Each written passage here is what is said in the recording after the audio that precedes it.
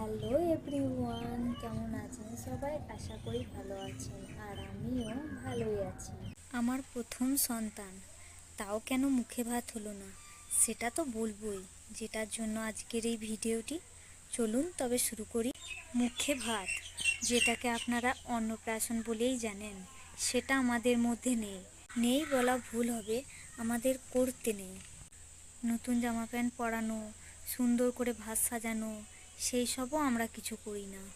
মামার বাড়িতে বলি না, মামার বাড়ির কোনো জিনিসও সেদিন ব্যবহার করি না। আসলে আমরা অনুষ্ঠানই করি না। হয়তো কোনো সময় কোনো কিছু হয়েছিল, তাই আর অনুষ্ঠান করে না, আর এটাই সবাই মেনে আসছে। আর আমি আমার বাচ্চার ক্ষেত্রে তো সেটা আর পাল্টিয়ে দিতে পারি না, তাই আমিও করিনি। পুরোহিতদের বাড়িতে সিদে দিয়ে আসা হয়, আর সেটাই প্রসাদ হিসাবে বাচ্চাকে খাওয়ানো হয়। আর সেই প্রসাদটা আমাদের পরিবারের কেউ না কেউ খাইয়ে থাকে।